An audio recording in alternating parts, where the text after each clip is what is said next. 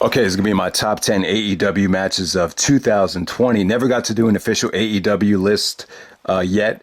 And I was a little bit worried that this list might come off a little bit repetitive. So I was hoping that some of you guys, even if you don't normally comment on the videos, just, kind of give a recommendation of an AEW match from Dynamite or pay-per-view that you felt went under the radar. But this is the best I can do here. This is top 10 AEW matches, pay-per-view and Dynamite. So let's get right down to it. And then I'll give you some honorable mentions at the end. At number 10, I'm going to go with Jon Moxley versus Darby Allin from August 5th on Dynamite. This is the second match they had. This was tremendous. Good luck if you could find this match in its entirety. Like I said, man, a lot of these Dynamite matches, if you don't see them within the first month, they're a little bit tough to hunt down. Even on Bleacher Report Live, this show is actually not available for some reason. But yeah, Moxley, Darby Allin, a lot of emotion, very bloody. Beautiful finish with the coffin drop into the Moxley sleeper hold. Just a great main event to Dynamite right there. So I got that at number 10.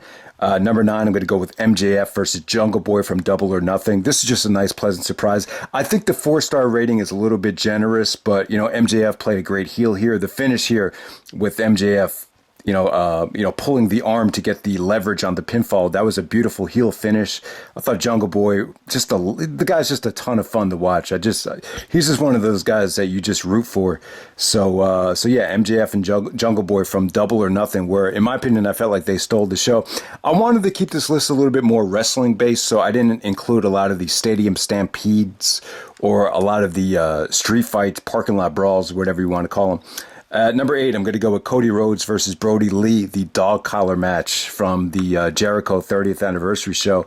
Yeah, man, this was just great stuff. I'm glad that Brody was able to have arguably maybe his best match before he passed away. So rest in peace to Brody Lee. Him and Cody had a war out there. It's well documented how good this was. Very emotional, bloody, just hard fought, tough to watch in a good way. So that's Cody versus Brody Lee, the dog collar match from October 7th, Dynamite. Number 7, I'm going to go with Chris Jericho defending the AEW Championship against Jon Moxley from Revolution. This just had the good stuff about this match is it's not a pretty match to go back and watch in terms of, wrestling holds, but, it had a awesome video package, tremendous entrance with Jericho's theme right there. Just had a great finish, nice feel-good victory. This is just a monster blockbuster main event right here. Moxley taking off the eye patch. I still thought that was a great moment. Just a war right there. Jericho versus Moxley from Revolution. I think the 4.5-star rating is a little bit overrated for a match like this. But yeah, 3.5 is a little bit harsh. I would say it's a borderline 4-star match, but great main event. This might be the last, Jericho main event for a championship for a really long time. Even if you watch this match back, Jericho was in much better shape at the beginning of the year than he is now. But yeah, number 6, I'm going to go with Kenny Omega versus Adam Page, the opener from Full Gear. This is the finals to the number 1 contendership tournament right there. So yeah, Omega and Adam Page just, had a, fast-paced match that got really, just a lot of chemistry there. Just the last 5 minutes was just very exciting. The one Wigan Angel with Adam Page fighting it off. I thought that was a great finish. Don Callis came out on commentary to kind of set the tone for his relationship with Omega. So I got that at number 6. At number 5, I'm going to go with Kenny Omega and Adam Page taking on the Lucha Brothers from February 19th. Dynamite, just, pay-per-view quality match on Dynamite right there. Lucha Brothers pulled off some sick maneuvers. Just, breathtaking match for a television match right there. It still holds up as one of the best AEW matches of the year. At number 4, I'm going to go with the FTR defending the belts against the Young Bucks from Full Gear. And, this is great stuff. If the Young Bucks did not win this match, then they couldn't challenge for the championships again. So it was a little bit predictable, but at the same time, you couldn't really have Cody and the Bucks having this stipulation attached to them where they couldn't wrestle for the belt. So it was a little bit predictable, but I like the fact that the Young Bucks just wrestled this match, do or die, doing whatever it took to win. Great storytelling match right here with, FTR going after the Young Bucks, ankles, just old school tags, just paying homage to everyone from the Rockers to the Brainbusters to the Hart Foundation to the Dudleys. It was just a combination of all the great tag teams combined here. You know, the commentators love this match. This is a match that I think everyone will love, from Jim Cornette to Shawn Michaels to, you know, anybody. So, you know, FTR and the Young Bucks, great match from Full Gear right there at number 4. At number 3, I'm going to go with Jon Moxley versus Kenny Omega from Winter is Coming. Yeah, I mean, just a great heel turn for Omega. I really thought this match did a lot for AEW. This whole Winter is Coming show with, you know, the return of Sting and, you know, the Omega heel turn and the title change, Omega siding with Don Callis. It was just a great moment. You know, what Omega and Moxley did here in the ring was just, it was still great, man. It really wasn't as, it's not going to be remembered as one of the most over the top Kenny Omega matches in terms of spectacular action. But it was just a great heel turn. The V triggers at the end were just brutal. You know, the turn where, you know, Omega hits Moxley with the mic and he starts bleeding. It was just, you know, just very well done. You know, Omega and Don Callis, you know, they both grew up in, you know, Winnipeg. You know, he was kind of like, you know, a father figure to Omega. There's actually a podcast with Omega, Don Callis, and Jericho, you know, all the Manitobans on one podcast. So you could definitely tell. It definitely makes sense. I think Omega could definitely use Don Callis, especially as a heel, to, you know, be someone to kind of guide him on the mic. So yeah, that's Moxley versus Omega from Winter is Coming.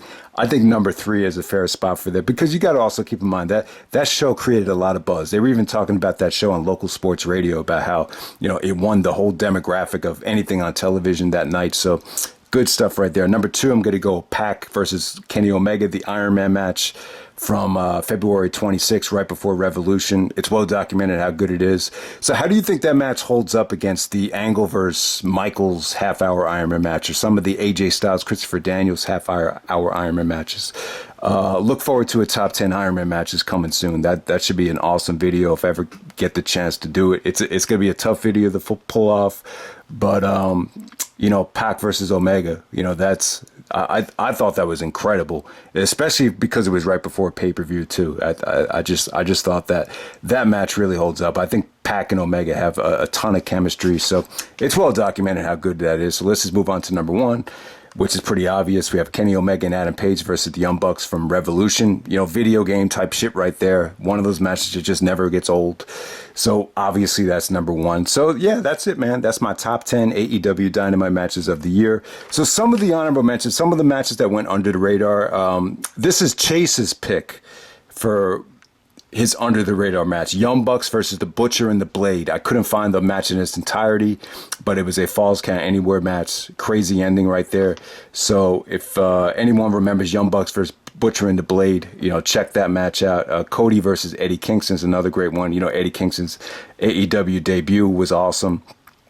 Kenny Omega versus Penta El Zero Meta from 10/28, the tournament match. Pretty good match, but you know, I think it was a little bit overrated. And I was looking a little bit more forward to Omega versus Rey Fenix, but I think we'll get that this week on Dynamite. So definitely looking forward to that.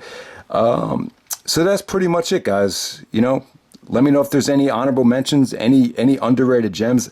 I really wasn't a big fan of the All Out pay-per-view. So nothing from that pay-per-view made the list. But, you know, overall, the best AEW pay-per-view from this year was Revolution. I thought the last 3 had some ups and downs. I really do. I really think the length and the pacing of the AEW pay-per-views was a bit of a struggle this year. I would even say I think the WWE did a better job structuring their pay-per-views than AEW. But I understand it, though. AEW only does 4 pay-per-views a year. It's just, though, the problem is, it's just like they get off to great starts, but it's like, you know, do you really want to sit through a 3.5-hour pay-per-view? You know, I just don't know. You know, to me, like, unless it's WrestleMania, I don't want to sit through a show that's over 3 hours. But that's just me. I just thought a lot of the shows, even Full Gear, I thought Full Gear got off to a great start. But I just felt like it was a bad call to have that, you know, that Matt Hardy Sammy Guevara match just stuck in the middle like that.